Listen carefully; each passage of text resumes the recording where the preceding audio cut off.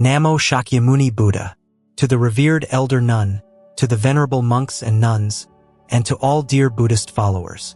Today is truly a blessed and fortunate encounter. We have traveled from the south, our hearts filled with love for our homeland here in the north.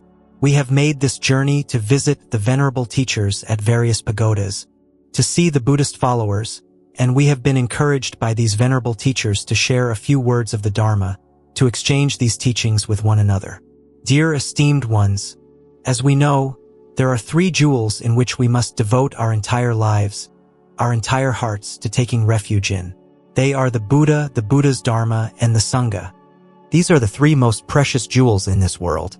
Of course, in life, there are many other precious things, but from the Buddhist perspective, we first and foremost venerate the Lord Buddha, because he is a supreme, absolute saint, the teacher of both gods and humans. We follow the path taught by the Buddha. We rely on the Buddha's spiritual support so that we may place our lives in the light and escape the darkness of delusion that has followed us through countless past lives. Then, we also devote our entire lives to taking refuge in the Buddha's Dharma, these precious teachings to which nothing in this world can compare. However, right here before our eyes, in the tangible reality of our lives, we must rely on the ordained ones. Why? Because these individuals are the ones who devote their entire lives to studying the Buddha's teachings and practicing according to the Buddha's teachings. Therefore, these individuals have the experience to guide us. We revere the Lord Buddha with a reverence that no ink or paper could ever describe, but the Lord Buddha has already entered nirvana. All that remains is his compassion and his invisible spiritual support for us to pray to. We love the Dharma, but the Dharma in its language from thousands of years ago is not easy to understand. And so, in the end, what remains right before our very eyes are the monks and nuns. They are the ones who have renounced the ordinary life of the world, stepping forth to devote their entire hearts, their entire lives, to living according to the Buddhist teachings. And so, these individuals are truly our teachers. They are the ones we must rely upon, the ones we must revere. We know that it is because of this noble quality that we revere the Sangha. The word Bao means precious. Tangbao Sangharatna is the preciousness of the ordained ones. But here, especially in Tan Hoa, they are 10,000 times more precious than in other places. And why is that? Because the Sangha is so very rare. As the vice head of the provincial Buddhist Sangha here has told us, the population of Tan Hoa is 3 million, and the total number of ordained people is, how many, Venerable Sir? 48. This means that 48 people must care for 3 million people here. To preserve the Buddhist cultural spirit of our nation is an extremely heavy, an extremely difficult, and an extremely rare task. It is precisely because they are so rare that the Sangha in Tan Hoa is truly precious. The Sangha is always precious. But the Sangha here in Tan Hoa is 10,000 times more precious than anywhere else, especially when compared to other provinces. In the south, for example, my home province of Ba Ria Vung Tau has about 4,000 to 5,000 monks and nuns. Ho Chi Minh City is the same with 5,000 to 7,000 monks and nuns. That is why, dear Buddhist followers, you must understand that you are in a region where each ordained person is a jewel that is 10,000 times more precious than those found in other places. Therefore, here, towards those who have been ordained and are practicing, you, the Buddhist followers, should wholeheartedly support and help them. And for the young people who have a mind for the path, you must know to encourage them to ordain, to follow the venerable teachers in their practice and study so that we may increase the number of monks and nuns for our home province. We know that between Buddhism and our nation there exists a unique bond. The beauty of Buddhism lies in its teachings of cause and effect, liberation, and enlightenment. And wherever it spreads, Buddhism becomes the very fabric of that nation. You see, Buddhism does not have an international organizational system like other religions. In other religions, they have an international structure. So when they go to a country and gather followers, they bring them into their international organization, and those followers can become strangers to their own nation. But Buddhism is not like that. Wherever Buddhism goes, it builds up the nation right there. Buddhism has no international roots. Therefore, when Buddhism appears somewhere, it enriches and cultivates the spirit of that nation, its morality, its principles, and its culture.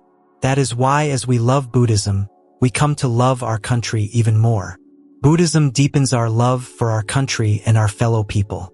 This is a very distinct point of difference between Buddhism and other religions. And so it is, whether Buddhism has developed in other places or not is a matter we need not discuss now. Our immediate responsibility right now is for the Buddhism of our Tan Hoa province. We must find a way to make it develop strongly, so that we may reconnect with the spirit of our ancestors from thousands of years ago, and so that we may preserve the spiritual and moral heritage for our descendants for thousands of years to come.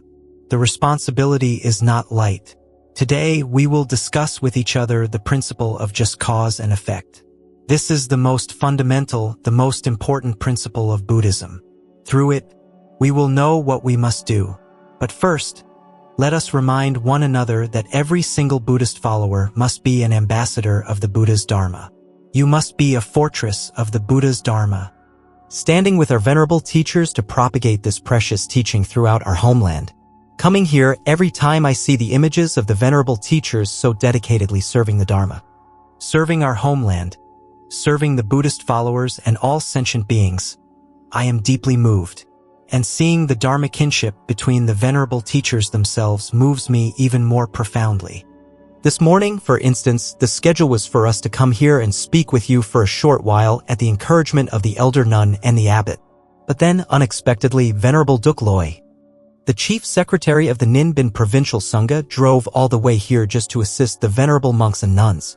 We were so surprised, and we came to understand just how deep the Dharma kinship is among the teachers in the north.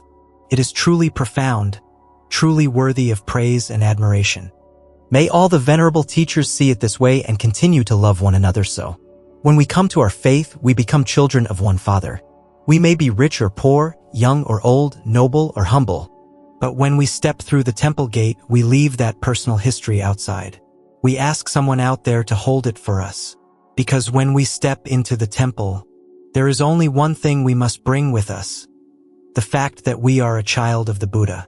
There is only one heart to bring, a heart of reverence for the three jewels. And once we step through that temple gate, we are all blood brothers and sisters as if in one single family. And what happens when we step back out of the temple gate? Do we take it all back? Do we take back our wealth and our nobility? Do we take back our titles and our status? Is that right? No. We may resume those roles.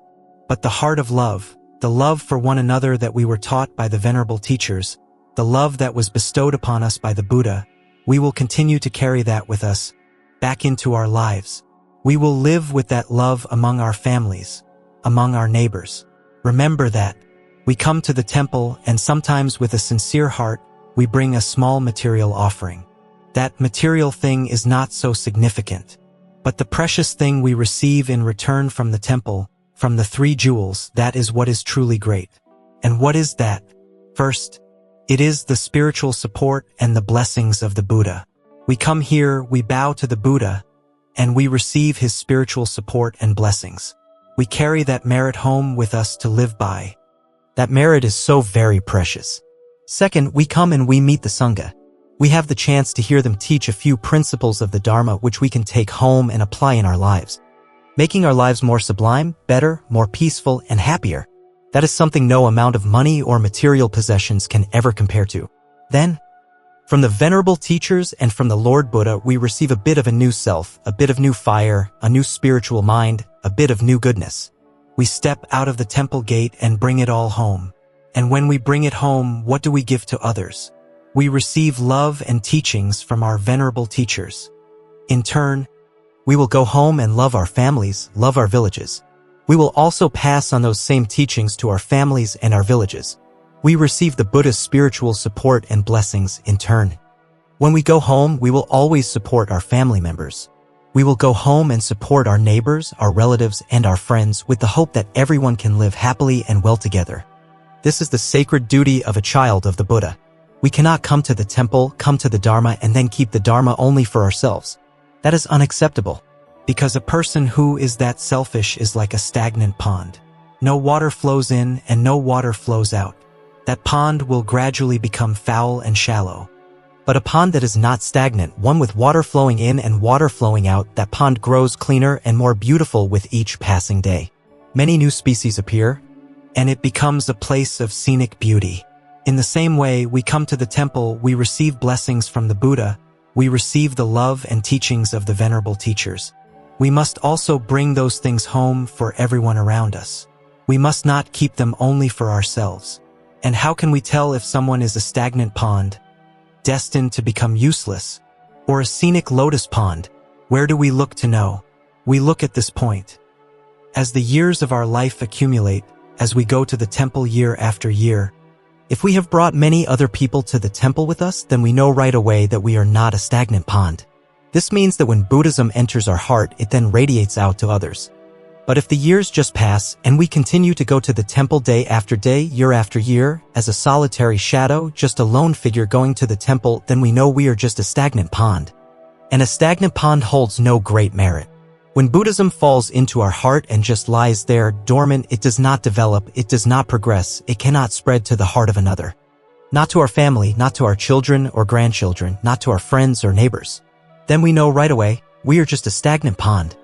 And we know what happens to a stagnant pond: the water is unclean and no plants or living things can thrive. Therefore, from this day forward, we must make a vow. We must vow before the Buddha that we will no longer be a stagnant pond. We will become a great lake, with water flowing in and water flowing out, where many living things can flourish. So today, in just a little while after this Dharma talk, each of us will kneel before the Buddha. We will prostrate to the Buddha. And today, we will not pray for ourselves anymore. We will not pray for health or for wealth. We will only make this vow before the Buddha. I vow to repent. From this day on, I will no longer be a stagnant pond. From this day on, when the Buddha's Dharma comes to my heart, it will also be carried home to everyone around me, to my family and to my village. Can you do that? Audience. Yes. And the next time we gather, whether it is tomorrow or next week or at the next repentance ceremony, we will not come to the temple alone anymore. Can you promise this? Audience, yes. Are you sure? And next year, when we return here, you, the Buddhist followers, will not be sitting in this hall anymore. You won't be sitting in this spot to listen to the Dharma. So where will you be sitting? Audience, outside. Outside. I don't know if the venerable teacher will have the new lecture hall ready in time, but you will be sitting outside in the courtyard. Because you will be giving your seats to the new people so they can sit inside. Can you do that? Audience, yes. Yes? Are you sure? We must set a target for ourselves. Exactly 1 year from today. We will have guided how many people? Think for yourselves. How many people will you guide to the temple? How many? 10 fingers? Audience response, 10 fingers, so that means in 1 month. You guide almost 1 person. Not quite 1. Let's make it 12.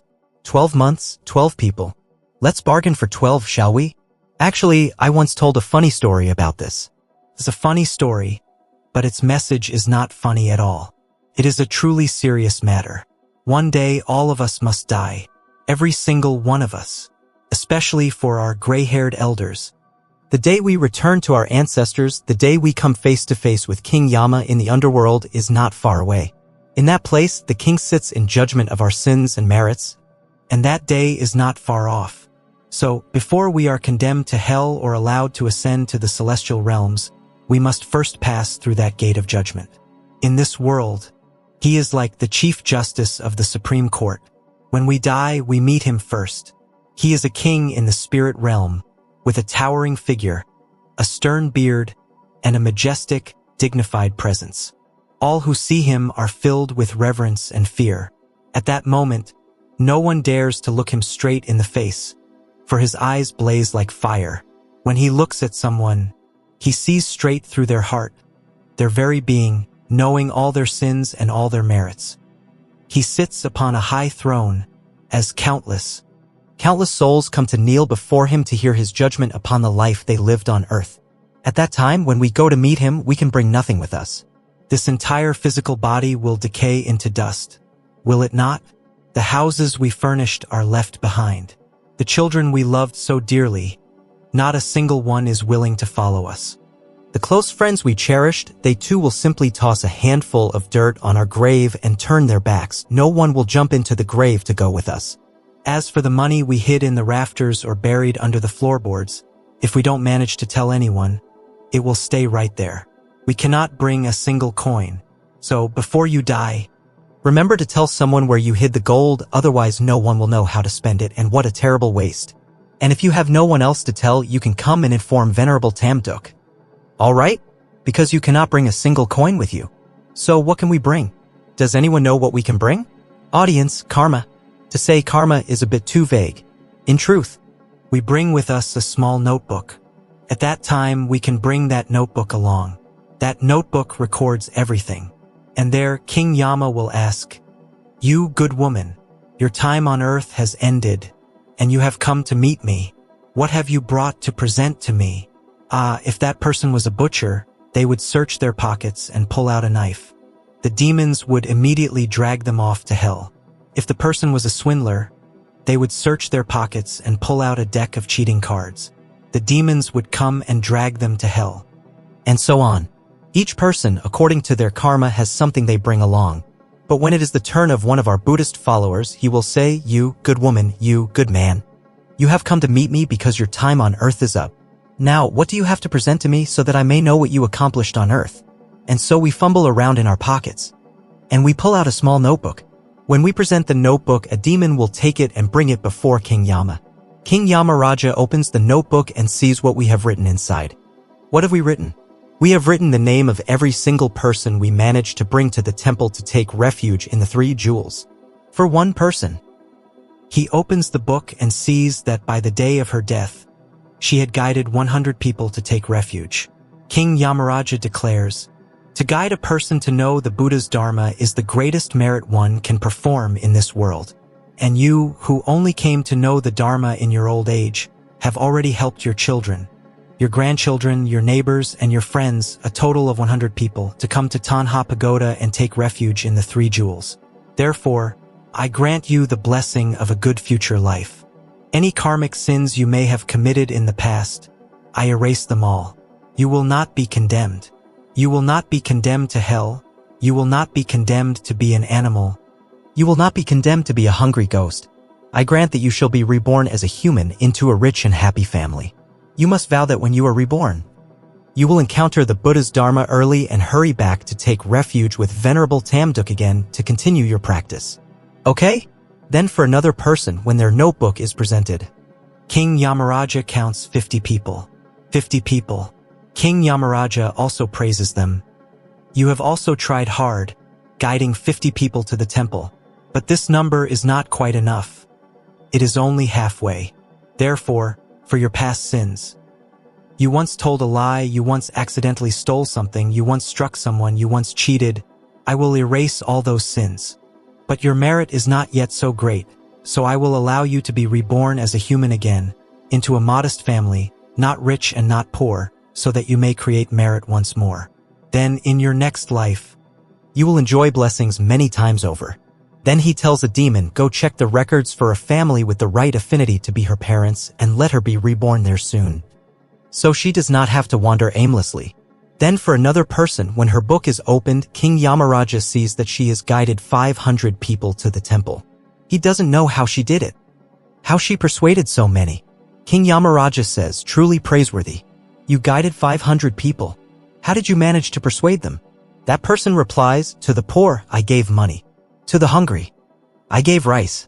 To those who could not afford school fees, I paid their fees. To those with no way to get to the temple, I gave them a ride.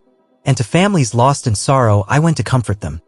I created affinities through every possible method to build a debt of gratitude with each person. When they saw how well I lived, I would tell them, it is thanks to the Buddha's Dharma that I became a good person so that I could help you. Without the Dharma, without the guidance of my venerable teachers, I would have seen your suffering and simply passed by. So it is the Dharma that transformed me, and now I am helping you. Please come to the Dharma and take refuge. It was because I endured hardship and helped people with so many means and so much effort that everyone came to love me. And so I was able to bring everyone to Tanha Pagoda to take refuge. And we all practice very well together. Then King Yamaraja says, your merit is truly vast. No sin could possibly remain. Therefore, all your past sins have naturally and completely vanished. And your merit is so great that the human realm is no longer sufficient for you. I grant you passage to the realm of the saints, the realm of the Buddhas, the celestial realms. You will dwell there for 1,000 years, enjoying blissful happiness. After 1,000 years, you will be reborn as a human, as an ordained practitioner, to guide many more sentient beings. And just like that, celestial beings descend from the heavens to escort that person to the celestial realm. We have just told a story, but it is a true story. Although it sounds like a movie, it is a truth.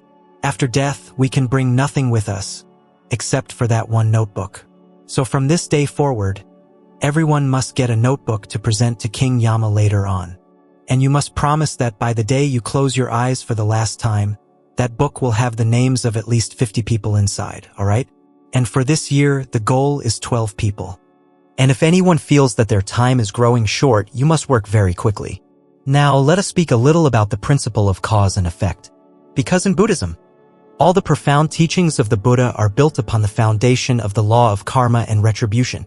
If we come to Buddhism without understanding the law of karma and retribution, we have not understood Buddhism.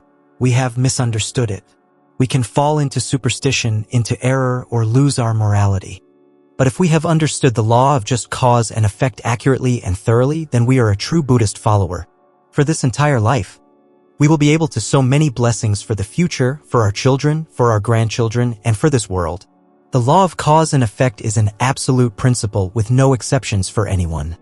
Not even for the Buddha. Yes, not even for the Buddha. The sutras tell of a time when the Lord Buddha was sitting silently before the great assembly. Suddenly, the sky erupted with thunder and lightning. A golden blade appeared out of the empty air, fell, and cut the Buddha's foot, leaving a scratch. The Buddha then simply placed his hand over the wound, and it vanished, healed instantly. This event horrified the assembly. They were shocked and bewildered, saying, "Oh, the Lord Buddha is a venerable being of immeasurable merit and virtue. Why must he still endure such a strange karmic event?" The Buddha then explained karmic retribution is just. It makes no exception for anyone, including the Tathagata. And then the Buddha told the story of the karmic cause, explaining why he had to repay such a small karmic debt. The Buddha recounted a time from a past life more than 500 lifetimes ago. In that distant eon, the earth was in a civilized age, not a backward one. Our earth, you see, has gone through many cycles of civilization and decline, but our current era is one of the most advanced. So, in that ancient and civilized time, people had large boats and traded busily.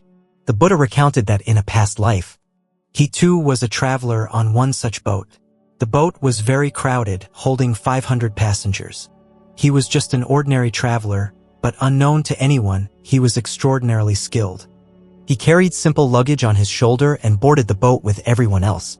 But he was a master of martial arts with a brilliant mind and a heart full of compassion. He traveled to teach the Dharma and to do good deeds. On that day, he happened to be on a boat with 500 people. But unexpectedly, a gang of 20 pirates had also boarded, disguised as travelers, with their weapons hidden. Once the boat had set sail and was far out on the open sea, they drew their knives. First, they seized the ship's captain and beheaded him. Then they ordered all the passengers to strip off their belongings and jewels. When a few people screamed or hesitated, the pirates drew their swords and cut them down without a second thought.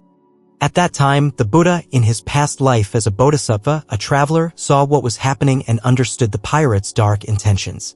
He knew that this gang of 20, after taking all the gold and silver, intended to slaughter every single one of the 500 passengers, sparing no one. They would show no mercy.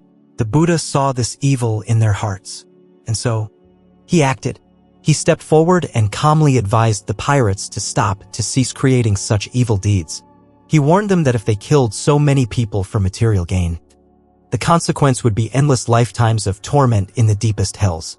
At that time, though he was not yet a Buddha or a monk, he understood the law of cause and effect. Of course, the pirates did not listen. Seeing two burly, armed men facing a single unarmed young traveler, they felt no fear. They laughed scornfully and sneered that in this world, only strength matters. The stronger person wins. There is no morality, no law of cause and effect, no hell. Their first response was for one of the pirates to draw his sword and rush forward to kill the Buddha. But to their astonishment, this young man was a supreme master of martial arts. In a flash, with just a few moves, he seized the pirate's sword and, in a single motion, struck him down. He was killed instantly. The remaining 19 pirates surrounded him, drawing their own swords to attack. But the Buddha, the Bodhisattva in his past life, with that single blade in his hand, wielded it in a blur of motion, and within moments, He had slain all 19 of the remaining pirates. He did this to save the 500 people on the boat. The survivors were overjoyed. They thanked him profusely and set their sails to continue their journey, casting the bodies of the pirates into the sea. So, for the act of killing 20 people to save 500, he gained immense merit. But, in his final life as the Buddha, the karmic consequence still manifested. He received a tiny scratch. And the thing that caused the scratch was not a human hand, but a celestial blade that appeared from the sky, allowing him to repay that tiny karmic debt. And then it was over, healed instantly. From this, we see that even the Lord Buddha had to repay his karmic debts. This means the law of karma and retribution exempts no one. We cannot say, I have cultivated to a high level, so I am no longer subject to karma. We must remember this. If it is so even for the Buddha, then what about us? You see, all of us are governed by the law of karma and retribution, and we must learn which causes to sow to reap the fruits that we desire in our lives. To understand this, we can temporarily divide the people of this world into 4 categories. First, there is the Buddha, the one who understands cause and effect most clearly, perfectly, completely, down to the last detail. Do not think the law of cause and effect is simple. Do not think it is merely do good and you will receive good, or plant a melon, get a melon. It is not that simple. The law of cause and effect is extraordinarily complex. No one understands it completely. Only a fully enlightened Buddha can perceive all the intricate pathways of karma. We cannot understand it completely. So, the first and most superior being, and it seems there has been only one, is the Lord Buddha, the one who understands cause and effect perfectly. The second category of people are the saints. They understand a large part of the law of cause and effect, though not all of it. But understanding a large part is what makes them saints. If we want to know who is a saint in this world, we only need to look at how much wisdom that person has about the law of cause and effect. That is all. We need not look at anything else. Don't think that a handsome face makes someone a saint. Don't think that someone with magical powers who can disappear in a flash is a saint. That is not it. And don't think that someone who preaches the Dharma like flowing clouds and rain is a saint. That is not it either. We simply look to see if that person understands much about cause and effect. If they do, they are a saint. And if a person both understands cause and effect and is as handsome as our Venerable Tamduk here, well, that is simply wonderful, isn't it? That is how you recognize a saint. The third category of people in this world are good people, those who believe in cause and effect. And the fourth category are bad people, those who do not believe in cause and effect.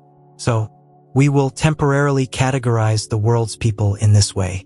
We do not divide by social class, by wealth, by lineage, or by race. No, we only distinguish people by their level of understanding of cause and effect. For types 1, the Buddha who understands completely. 2, the saints who understand a large part.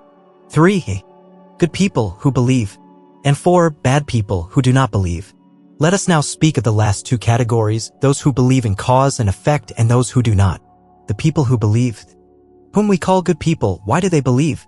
We might ask someone, why do you believe in cause and effect when science has not proven it? We might give an example. A person once saw someone who was sick and had no money for medicine, so they helped pay for the treatment. Because of that good deed, 30 years later, this person wins the lottery or becomes very successful in business. They saved a life, which allowed that person to recover and support their whole family. So helping them was like saving the entire family. 30 years later, the fruit of that merit returns as wealth. Now, if someone asks, how can you be sure that today's wealth is the result of that good deed from 30 years ago? How can you know? Science can't prove it. No human eye can see it. Only the saints can see such things. And when the saints see it, they see it for themselves, so how could we see it? If they tell us we can only believe them, we cannot prove it ourselves. We can only have faith. This is how a good person, one who believes in cause and effect, would answer. The first reason they would give is this: there are many things we only hear about from others, but we must believe them. For example, many of us have never been on an airplane, but do we believe that airplanes can fly? Of course, we believe. We have never flown. But it is clear that someone invented the airplane and that people fly in them. So even if we have not experienced it ourselves, we believe it is possible because someone else has done it. Or, perhaps none of us have ever witnessed a rocket launching into orbit or landing on the moon, but do we believe it happened? We believe. The whole world knows it and people have done it. Even if we cannot do it ourselves, even if our own eyes have never seen a rocket, we believe because others have accomplished it. It is the same with this. A saint using their spiritual powers. Their supreme Dharma eye has seen that a person is wealthy today as a direct result of helping a family in distress 30 years ago. The saint saw it. We believe it because it is logical. It is not illogical. It's like asking why we believe airplanes can fly. Because we are told the principles of aerodynamics and propulsion. The theory is sound, and many people have witnessed the practice, so we believe. It is the same here. A saint seeing the karmic result 30 years later is logical because it follows the principle of cause and effect. The first reason we believe is that many righteous, trustworthy beings have seen it to be true, and so we believe. The second reason a good person would give for believing in cause and effect is this: I believe because it represents justice, and I love justice. I do not want the world to be unjust. If there is injustice, I believe it is only temporary. For instance, a corrupt person might hold a high position and bully those beneath them, preventing talented people from advancing. That is an injustice. But I believe such injustice is only temporary. In the end, life is just. This universe is just. And eventually, that corrupt person will be exposed and lose their position. And the talented, virtuous person will one day rise and do great things for the world. Because I love justice, I believe in the law of cause and effect. So, why do good people believe in the law of cause and effect? Because they love justice. We can judge whether a person is good by whether or not they love justice. The good should be rewarded, and the wicked should be punished. That is justice. Anyone who loves justice is a person of moral character, and they will naturally believe in the law of cause and effect. And the bad person, who does not believe in cause and effect? Why not? Because they do not love justice. And why don't they love justice? Because they only do wicked things and harm others. And they are terrified of a world with justice. Because if justice exists, one day they will have to pay the price for their evil deeds. So if you ask a person who lives by theft and deception if they believe in cause and effect, what will they say? Of course they don't believe. They don't believe because they do not want to face the consequences. But a person who spends their entire life doing good deeds, do they believe in cause and effect? Yes, they believe. They believe because they know that by performing these good deeds, one day a reward will come. This reward comes not from some god, not from a deity in the sky, not from a supreme being. This reward is the natural principle of the universe. It is the spontaneous justice of the universe itself. Remember this. Gods and saints may exist, but they are merely observers and arrangers. They too must operate within the law of cause and effect. So, for example, when we go to a temple or shrine to pray to gods and saints, we are prone to making a mistake. The mistake is to think that they are the ones who grant us blessings. But that is not right. If we could speak with them, we would learn that they do not grant us blessings out of thin air. They simply observe how many good deeds we have performed, and in accordance with that, they help arrange for good fortune to come to us. This means they are also instruments of cause and effect. They are like officials in the spiritual realm.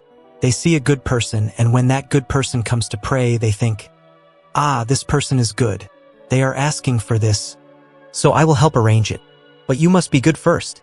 If a bad person comes to ask, they will not grant the request. This fellow has not cultivated himself at all, has never helped anyone. Yet he comes asking for everything. He cannot receive it. So, even the gods are just judges and arrangers who act according to cause and effect, according to sin and merit. They do not give things for no reason. Therefore, we do not need to pray excessively. We simply need to do good deeds excessively. Another point, when we visit a temple or shrine, we must be mindful of who the deity is and what their origin is. We should not just go to any temple and bow. To do so is to betray the Lord Buddha. Because when we take refuge in the Buddha, what were we instructed? From this day forward, do not take refuge in heretical gods, demons, or spirits. Correct? We only bow our heads. We only feel reverence and awe. Before what? Before the truth. Before morality. Before enlightenment. That is all. We do not bow down before mere power. For example, if we hear of a god who is tremendously powerful, able to grant blessings and inflict disasters, we should feel no fear, and we should not go and prostrate ourselves. As people who have taken refuge in the Buddha, we have already been instructed in this. However, If there is a person who may have no special powers but who embodies morality and truth, we would willingly kneel before them. This is the kind of courage we must have as Buddhists. In our folk traditions, we respect the culture of our ancestors. It is fine to visit temples and shrines, but we must know who is being worshipped there. Where did they come from? What great deeds did this deity perform for our country, for our ancestors? What benevolent miracles have been recorded? If we know these things for certain, then we may go and offer a stick of incense to show our gratitude for that being's contributions. We must not simply believe in a mythical figure with no clear origin based on rumors. That is not acceptable. For example, when we go to offer incense at the temple of Saint Tran, we know his origin very well, do we not? He was a great hero who defended our country from foreign invasion. He was also a devoted practitioner of Buddhism who attained a high level of realization through meditation. So, because he had both great merit for the country and was a serious Buddhist practitioner, we can respectfully visit and pay homage. But if we go and pray to gods of unknown origin simply hoping to gain favor from their power, we are betraying the Buddha. And if we betray the Buddha, when we die and meet King Yamaraja, he will hold us accountable. He will ask, "You, good woman, when you took refuge, your root teacher instructed you not to be superstitious, not to take refuge in heretical gods and spirits. So why did you go to that shrine to worship a god of unknown origin? Who even established that cult? And you knelt and prayed. When you bow that head of yours there, how can you then use the same head to bow to the Lord Buddha? Remember, your head, your reverence, is reserved for the enlightened one. It is reserved for the truth that leads to enlightenment. It is reserved for those who are genuinely walking on the path of enlightenment. If your head just bows to anything and everything, that is not a good thing. Therefore, I will punish you, and in your next life, your head will not be beautiful. So, if anyone has messy, unattractive hair, be careful, you might have been punished by King Yamaraja. And what is the most beautiful head? It is a shaved head like our venerable teachers, that is the most beautiful. Second is hair that is naturally wavy and beautiful without any styling. Third is hair that is like black velvet when young and like silver silk when old. But what about those who dye their hair yellow? I don't know about that. We'll have to figure that out later. And so we see no one, no matter how high their cultivation, cultivates to escape the law of cause and effect. So if anyone ever says, "I cultivate to escape the law of cause and effect," you know immediately that this person has a wrong view of Buddhism. They have fallen into error. There is no such thing. What does it mean to be highly cultivated? It means to understand cause and effect perfectly, and to be able to create the wholesome causes that bring about the results you desire. Remember this. The most highly cultivated person is the one who understands cause and effect most deeply and performs the most wholesome actions in the world. That is a person who lives correctly, who lives beautifully. That is a person of high cultivation. Do not say, "Oh, that person over there, he locks himself in a hut, burns incense all day, and chants so that cause and effect no longer affects him." We know immediately that this person, by cultivating for a long time with that view, will become a demon. Because to want to escape the law of cause and effect is a wrong view. Cultivating with a wrong view for a long time leads to becoming a demon. But the person who cultivates and is seen to be gentle, who is constantly correcting their own mind while serving the world, that person, after cultivating for a long time, will become a saint. Because that is right cause, right effect. Let us understand this clearly. And the most important thing is to know which cause leads to which effect. Do not say, "I cultivate to change my fate." That is incorrect. There is no such thing as cultivating to change one's fate. To cultivate means to understand cause and effect and to sow the precise causes to reap the precise fruits. It is just like that. There are 3 goals a disciple of the Buddha must aim for. 3 objectives. We must seek 3 kinds of karmic fruits, 3 kinds of blessings. The first is worldly, conditioned merit in this life. This relates to our material well-being, our physical health, and our mental capacity, our wisdom and intelligence. This is for our life in this world. However we cultivate, we must achieve, first, this worldly merit. Our material life must be comfortable. It is not acceptable to practice for many years and remain in poverty. When one practices correctly on the Buddhist path, one gradually moves from poverty to being well-off. A person who is already well-off and practices correctly will become more and more prosperous. That is the first objective.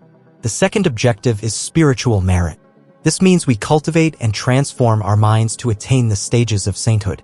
There are 4 stages of sainthood in Buddhism: the fruit of stream entry, Sotapanna; the fruit of the once-returner, Sakadagami; the fruit of the non-returner, Anagami; and the fruit of arahantship. These are the 4 holy states that we must strive to attain through our practice. And the third objective we must achieve is the affinity to guide other sentient beings. This is what we spoke of earlier, being able to bring many people to the Buddha's Dharma. The measure of our practice is that when we speak, people listen, and when we invite them to the temple, they follow. This means we have achieved the third objective. So there are 3 goals. Among these 3 goals, we must cultivate with all 3 in mind simultaneously. We must practice in such a way that our material life improves, our body becomes healthy, and our mind becomes sharp. This is the worldly goal that must be achieved. The second goal is that, as we practice longer, we clearly and gradually attain the stages of sainthood. And the third goal is that the longer we practice, the more people we can guide to the Buddha's Dharma. These are the 3 objectives. First and foremost, we must achieve the goal of worldly, conditioned merit. This means that by following the path of Buddhism, we must gradually escape from miserable conditions. It cannot be that the more we practice, the poorer we become, our bodies grow weaker, and our minds grow dimmer. That is not acceptable. We must practice in such a way that if, for example, people used to look down on us for being poor, after a few years of going to the temple and making merit, they see that our life has improved remarkably. Then they will believe, this practice is the right one. And that is indeed the right direction for our practice. Now, if we wish to have a comfortable material life, to become more and more prosperous as we practice, we must know how to sow the right seeds. It is like asking, I want to eat a lychee, what should I do? The immediate answer is, go to the garden and pick one, right? That is the closest answer. But it's only the immediate answer. A more correct, farther-reaching answer would be, to have a lychee tree in the garden, what must one do? One must plant it. So, the more accurate answer is, to eat lychees, one must plant a lychee tree. This answer goes deeper, it is more thorough. And so Buddhism focuses on planting the tree, that is, on sowing the distant cause, not just the immediate one. To say, to eat lychees, go pick them sounds easy and close at hand. It's like saying, if you want to be rich, just go start a business. That advice is not wrong. Saying, go to the garden and pick lychees is not a wrong statement. It is accurate, but it is not thorough, it does not get to the root of the matter. Just as saying, if you want to be rich, go start a business is not wrong, but it is also not thorough. And that's not even considering whose garden you are picking from, your own or someone else's. See? If you go picking lychees in your neighbor's garden, there will surely be trouble. It's like saying, if you want money, just open the cabinet and take some. But you have to check if it's your cabinet or someone else's. There are many complications. Therefore, the most thorough answer is this. If you want to eat lychees, you plant a lychee tree on your own land. And if you want to be prosperous, you must make merit through your own efforts in your own life. That is the most thorough answer, is it not? And so, as Buddhist followers, we are people who know how to plant lychee trees. And when the fruit comes, we pick it to eat and we give it to others. Remember, we never eat alone. A disciple of the Buddha never eats alone. Has anyone here ever picked fruit and eaten it all by themselves? A disciple of the Buddha never eats alone. This means that when you make money, you never spend it all on yourself. Anyone who earns money and spends it only on themselves is not a true disciple of the Buddha. So who do we share with? First, with our parents, correct? With our children, our siblings, our relatives, our neighbors, our friends, and especially you can share some with Venerable Tamduk. If anyone here is already well off, what does that mean? It means that the lychee tree you planted was planted a long time ago, right? Planted in a previous life. So in this life, the tree keeps bearing fruit, and whenever you want to eat, you just go out and pick. For such a person, whatever they do, they succeed. Whatever business they touch turns to gold. This is because they planted their lychee tree a long time ago. So, what should such a person do now? What is their task? To continue nurturing that root of merit, right? And to plant new seeds for their future lives, and for the lives of their children and grandchildren. For such people, this is very easy because they already have momentum. It's like having a garden where the trees are already bearing fruit. Now, Their job is to eat and to plant more and to care for the trees they have already planted. And how does one care for the tree? It means understanding, in a past life, I was compassionate. I helped people. And that is why I am well off in this life. So now, one must continue to be compassionate and to help people. By doing so, the root of merit is preserved forever. It will grow stronger and stronger, and in future lives one will become ever more prosperous. This is how you leave a legacy so that your children and grandchildren will succeed for generations. Even after you are gone, they will continue to achieve great things. That is what it means to continue to love and help others. But what about the person who has a lush lychee tree? But as they eat the fruit, they also take an axe and chop at its trunk? Who is that person? That is the person who, in their wealth and prosperity, enjoys it all alone, sharing with no one. And who is arrogant and looks down on others. For example, you have a car, and you see someone walking, and you turn your face away, showing no compassion, offering no greeting. Or perhaps you have a neighbor, someone who is part of your community, but you, proud of your fancy car, speed past them, splashing muddy water all over them, and you don't even look back to apologize. You just drive on thinking they are poor. That person is chopping away at their own root of merit. They are eating the fruit of the lychee tree while simultaneously hacking at its trunk. But what about the person who knows how to nurture their root of merit? For example, you are driving your car and you see a neighbor from your village. They are carrying a heavy load on their shoulders on their way to the market, and they are much poorer than you. If you are in a hurry, you simply wave your hand in greeting. If you are not in a hurry, you stop the car and say, "Good morning, Auntie. You're out early today. I hope you are well." And then you drive on. This is being wealthy without looking down on others. Being wealthy, but still loving others. This is eating the fruit of the lychee tree while also tending its roots, adding fertilizer, watering the soil. Do this and the tree will never die. It will grow forever. This is knowing how to cultivate the root of your own merit. When we have merit, when we have a high position or great wealth, we must love those who are poorer and less fortunate even more. Then, the root of our merit will never be lost. But the moment a thought of contempt arises in our mind, we are striking our own lychee tree with an axe. Remember this. Is there anyone here who drives a car? Please raise your hand. I see only our abbot drives a car. And fortunately, our venerable teacher is a very compassionate person, so there is no problem. As for anyone who feels that their life is a struggle, you must know that it is your turn to plant lychee trees. Someone might say, but where will I get the land to plant? Where will I get rice to eat while I wait for the tree to grow? What does this mean? It means saying, I don't have money yet, so how can I perform meritorious deeds? The venerable teacher tells me to help people, but I am poor. I don't have enough food to eat or clothes to wear, so how can I make merit? The person who waits until they are rich to make merit will never become rich. This means that a poor person who wishes to make merit must, by necessity, do it while they are poor, while they are in hardship. Is that not so? If we are already poor and struggling and we do not endure further hardship to make merit, then merit will never arise. Do you all agree? Dear Buddhist followers? And this is the key. This is the key that unlocks the path out of suffering. There is no other way. Do not think, oh, I'm too poor. I have to focus on my own survival. Where would I get the money to do good deeds? If the venerable teachers are so great, they should just give me some money. We cannot speak like that. We cannot wait until we are rich. It is precisely when we are struggling that our determination to make merit must be even stronger. And it is this kind of person that the Buddha cherishes. The Buddha deeply loves such people. And why is that? Because of this. Oh, the followers sitting outside in the sun, you look so hot. It's a pity. You should cover your heads. The person who sits and listens to the Dharma in the hot sun, who must find something to cover their head but remains focused and attentive, the Buddha deeply loves that person. In their next life, that person will have great wisdom.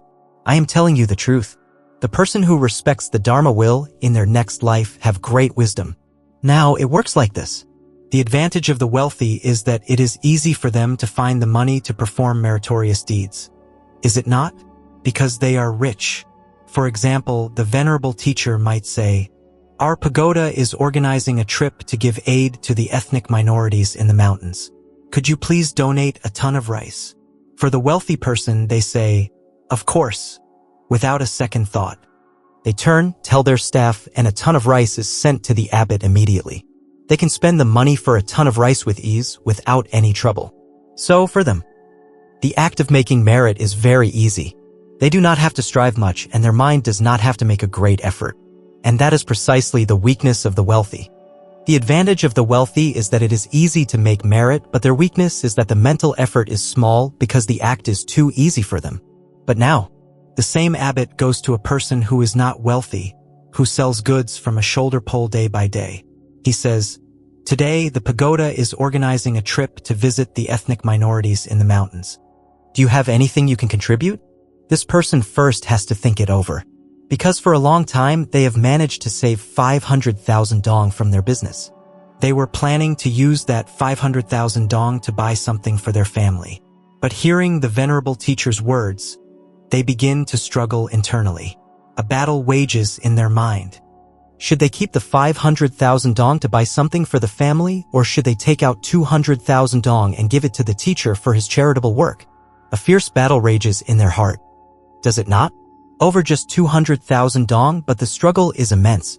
And then, after sitting and rubbing their forehead, thinking hard, with a heavy head, scratching their hair, pacing back and forth, losing sleep for several nights, they finally pull out 200,000 dong, go to the pagoda and say, "Venerable Sir, after 3 days of thinking, I would like to offer this 200,000 to help you buy gifts for the people in the mountains."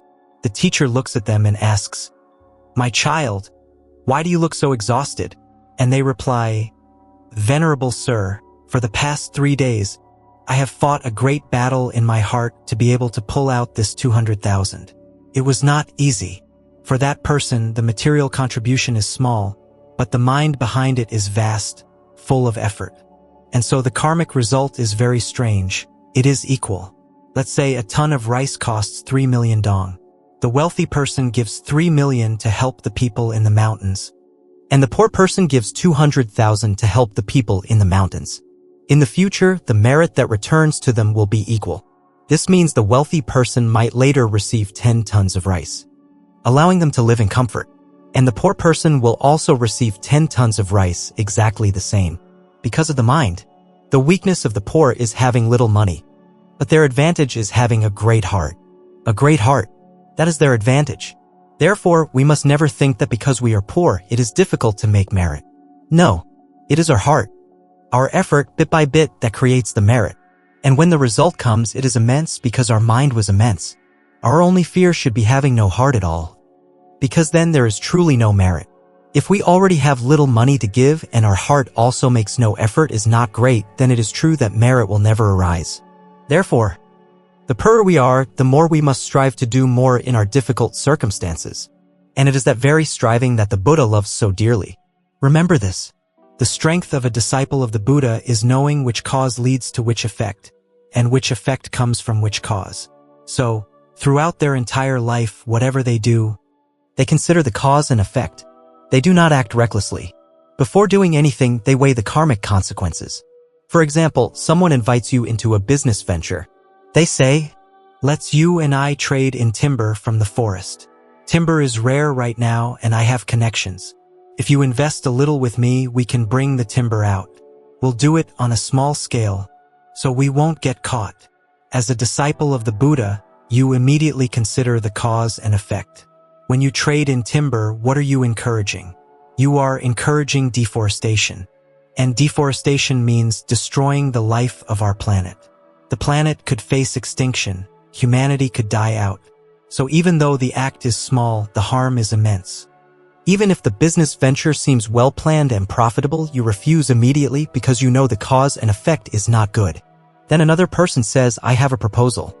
Let's trade rice and bring it to the mountains. Up there, they have a surplus of other goods, but they lack rice." You ask why this is a good trade.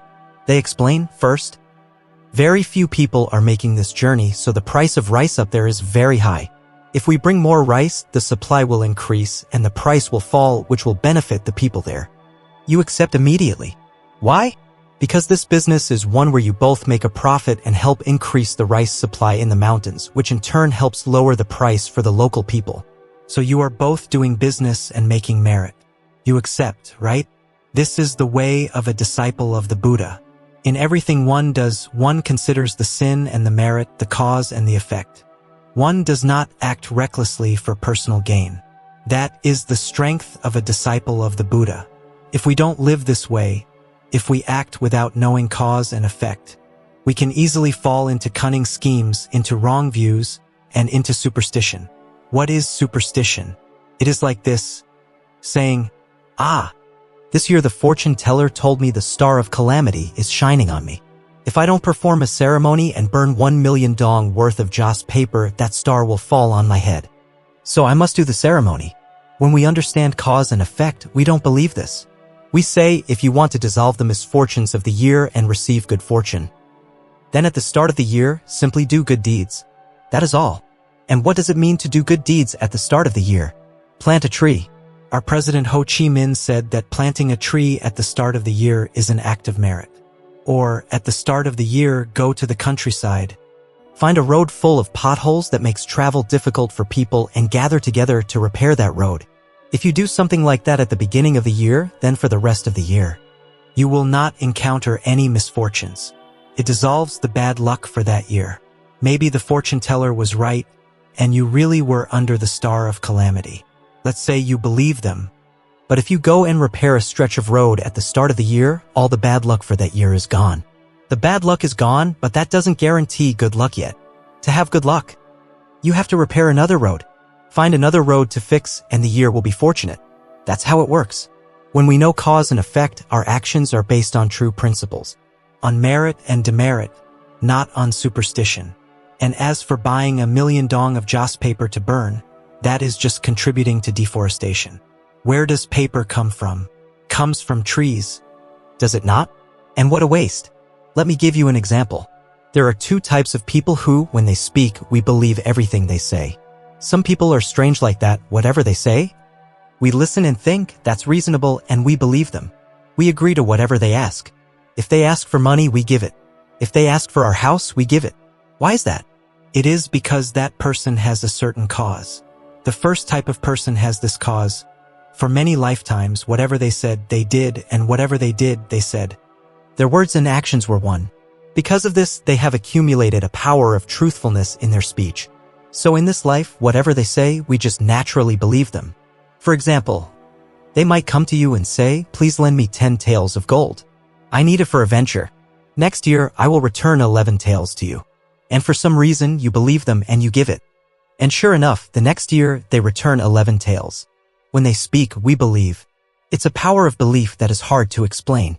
It is because that person, for many lifetimes, has been trustworthy. Their words matched their deeds. It is like with our venerable teachers here. When Venerable Tam Duk launches a charity project, we naturally trust him and give him money to do the work. Whether he is restoring the temple or organizing relief for people in the mountains, we believe and contribute immediately. Because what he says, he does, and what he does, he says. That is the merit of a person who has been like this for many lifetimes. Then there is a second type, the swindler. They speak only to deceive people and take their money. But when they speak, we believe them. We believe them, we give them the money, and then they disappear. Why do we believe them? Even though they are not people whose words and deeds are aligned, they are swindlers, yet we believe them. What is the cause and effect here? The cause and effect is that although this person is a swindler, their past merit has not yet run out. In a previous life, they must have planted some good seeds. They must have helped someone. But later, their character changed and now they cheat people. However, they have not yet exhausted the fruits of their past merit. And on top of that, we may have some karmic debt to this person. It's very complicated. So when this person comes and tells us a story, we give them 10 taels of gold and they vanish forever. But for the swindler, because their actions are dishonest after a time, their merit will run out. And when their merit runs out, people will no longer believe them. They will approach someone with a charming smile, and people will immediately see, this person is a fraud. No one will believe their words. And soon, the police will come looking for them and lock them up. That is the exhaustion of their merit. But for people to listen to us and believe us, there has to be some merit there. There are these two different types of people. So, as Buddhist followers, if we want our words to carry a virtuous power so that when we speak, People feel love and trust for us, and when we invite them to the temple, they listen and follow, then our own words and actions must be one. We cannot be people who say things and then forget them. If we do, we will lose the merit of our speech. Or, for another example, let's say we want our children to be intelligent, to study well, and to be successful. What cause must we sow? Someone who doesn't know, someone who is not a disciple of the Buddha, doesn't know what cause to sow. They just force their child to study. Study in the morning, extra classes in the afternoon, more lessons in the evening, 3 sessions a day. They think that studying more will make their child smarter. No, the cause of intelligence is not studying more. Forcing a child to study so much will only make their mind dull when they grow up, and they will give up on studying altogether. They will grow to fear it. In Japan, there are cases of children who were pushed so hard by their families that they became exhausted and took their own lives, because they could not bear being forced to sit with tutors all day. This comes from not knowing cause and effect. And not knowing cause and effect means one is not a true disciple of the Buddha. A disciple of the Buddha must know cause and effect. If we want our child to be intelligent, we must teach them how to sow the right causes. What are those causes? Let's look back to past lives. For example, a person who is brilliant and successful in this life is someone who, in a past life, had these causes. Whenever they saw someone more talented than themselves, they felt respect and offered praise, not jealousy or envy. In their next life, that person will be brilliant. But if a person sees someone else's talent and feels jealousy and speaks ill of them in their next life, they will be extremely dull, becoming more and more so, perhaps even unable to learn to read. That is the first cause. The second cause, this person in a past life taught others with complete dedication.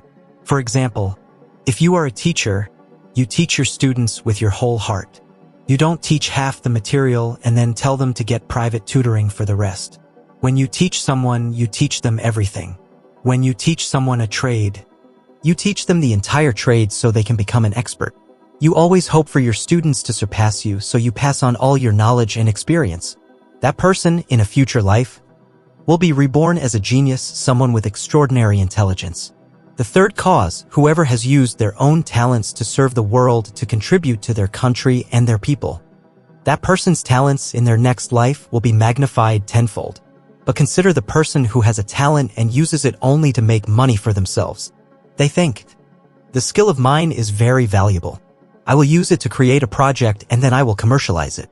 Their mind thinks only of profit. In the future, that talent will wither away. If they had 10 parts of talent, it might shrink to 1 or 2. Because they had no intention to serve, they only thought of using their talent to get rich.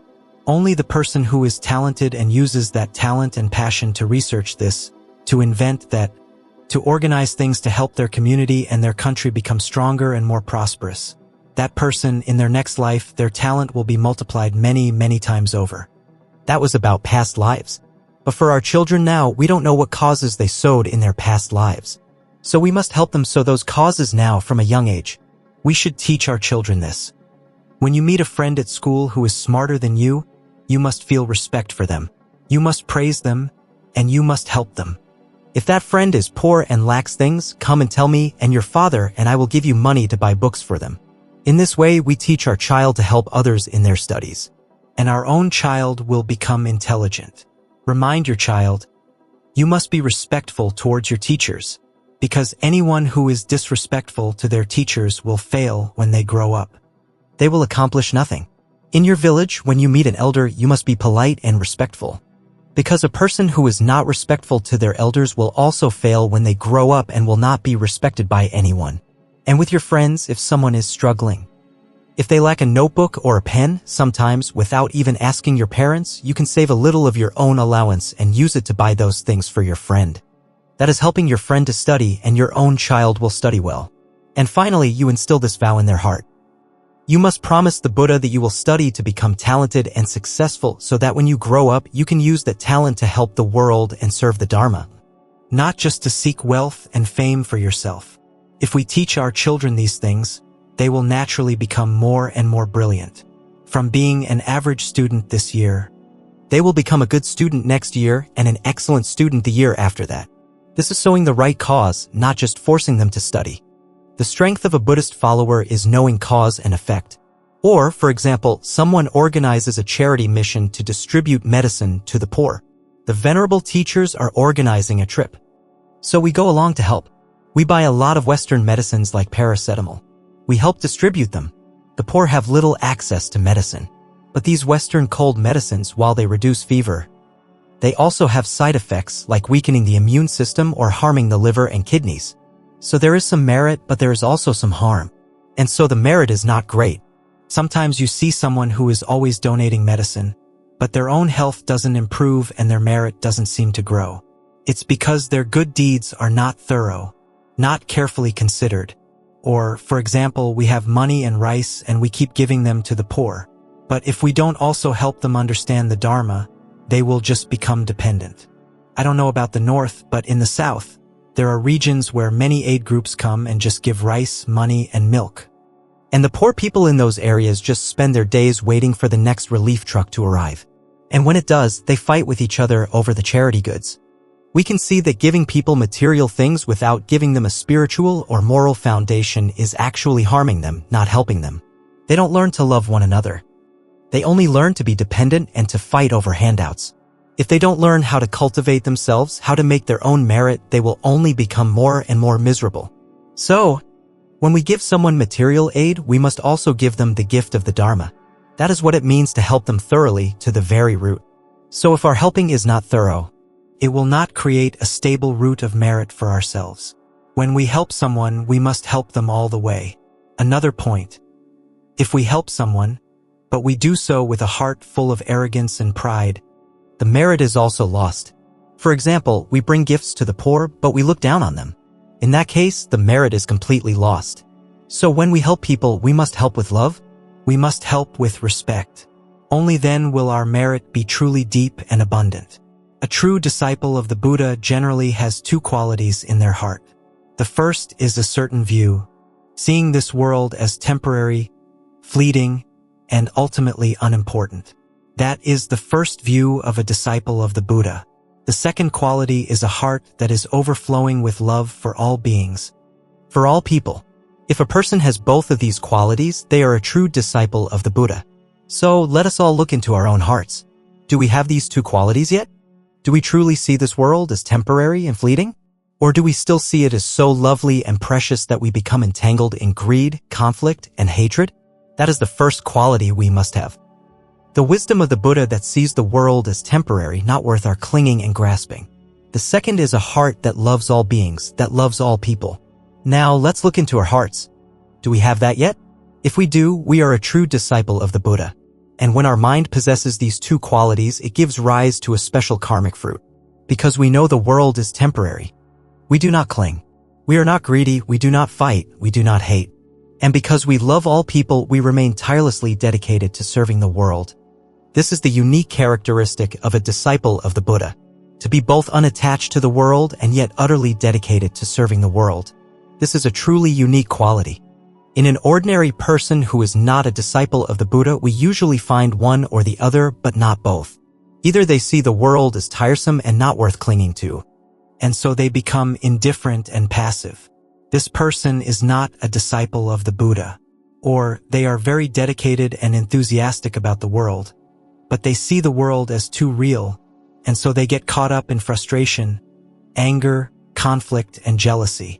This person is also not a disciple of the Buddha.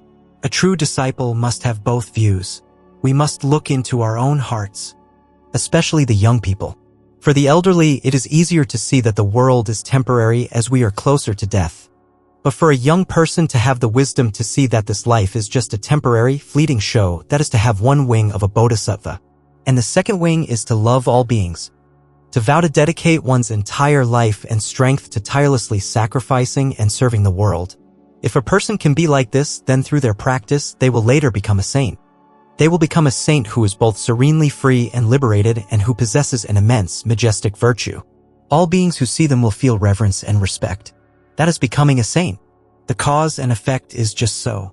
Or let us speak of spiritual merit. For example, we worship the Lord Buddha in his posture of deep meditation. Before attaining enlightenment, the Buddha had to sit in meditation for 49 days, motionless, without eating or drinking, before he could awaken. Later, he taught this method of meditation to his disciples. And now, all of us who follow the Buddha must also know how to sit like this, to keep the mind silent and still. Only then are we true disciples of the Buddha. When our mind is silent, we let go of all scattered thoughts, all suffering, all troubles, all greed and hatred.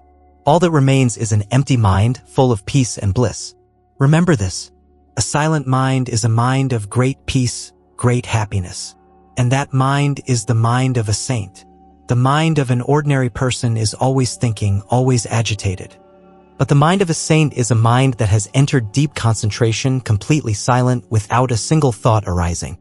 The Lord Buddha himself attained enlightenment through such a state of perfect, silent concentration. So now we imitate him.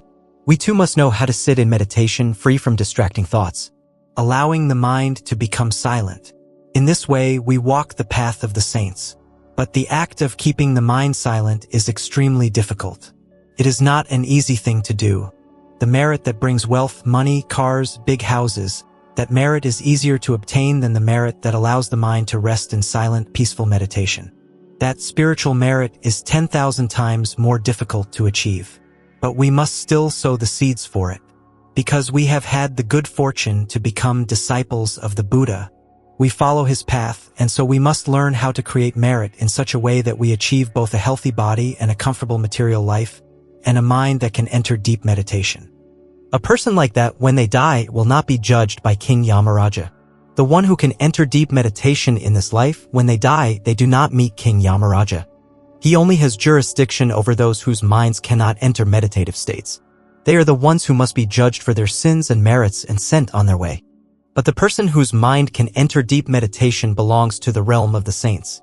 When they pass away, the saints themselves come to escort them right from their deathbed. They are taken directly with no need to go down and meet King Yama. Remember this. However, to achieve this, we must perform a great deal of merit. We must love people very much. We must bring joy to people very much. We must help create security and peace for many people. Only then can our mind begin to enter deep states of concentration. And when we can enter that state, we enjoy the bliss of the celestial realms, the realm of the saints. This is a very profound cause and effect in Buddhism. Just now, we spoke of cause and effect for making our lives more comfortable and happy. But all the comfort, happiness, and wealth in the world can never compare to the karmic fruit of meditation, of a mind that can abide in perfect stillness, because that mind is the mind of a saint. So now, let us review one final point, and then if you have any questions, you may ask. It is this: among all the meritorious deeds we can do to help people, many of them have a limited effect. For example, if you give someone a bag of rice, they can eat for a week or a month. If you help someone learn a trade, you help them for one lifetime. But if you help someone to believe in the law of cause and effect, to take refuge in the Buddha's Dharma, you help them for countless lifetimes. Because if in this one life they come to believe in cause and effect and start to do good deeds, then for the rest of this life and through all their future lives, they will continue to hold onto that wholesome foundation. They will continue to encounter the Dharma, believe in cause and effect, and perform meritorious acts. Their merit will be endless. Therefore, if you help someone believe in the law of karma and retribution, if you help someone take refuge in the three jewels, you are saving them for countless lifetimes. And of course, your own merit from that act will be immeasurable. Therefore, as disciples of the Buddha, we perform small meritorious deeds. And we also perform great meritorious deeds. What are small deeds? When we see someone in difficulty, we help them with a bag of rice. We still do it. When we see a young person who wants to learn a skill, we help them. We still do it. And whenever we have the opportunity, and we must never let it pass, to help someone understand the law of cause and effect and come to the temple to take refuge in the Dharma, we must do it immediately, because that is the most important, the greatest meritorious deed. It saves them throughout this life and all the lives to come. And so today, we have had the good fortune to meet for this brief time. In a little while, our delegation will take our leave of the venerable teachers, the venerable nuns, and all of you, to continue on our journey to Nayan. First, we will visit Samsun Beach and then head to Nayan to visit the hometown of our Uncle Ho. Before we depart and say see you again next year, we would like to offer our wishes. To the venerable monks and nuns here, we wish that your Dharma body remains healthy and at ease, that you may guide all sentient beings with skill, and that all your Buddhist works may be perfectly accomplished. That is a matter of course. And to all the Buddhist followers, we wish that you may live long, healthy lives. May your families be blessed with good fortune and prosperity. May your work be easy and successful. May your devotion to the Dharma deepen, and may you perform many great deeds of merit. And most importantly, next year, may each of you bring at least 12 new people to the temple. Namo Shakyamuni Buddha.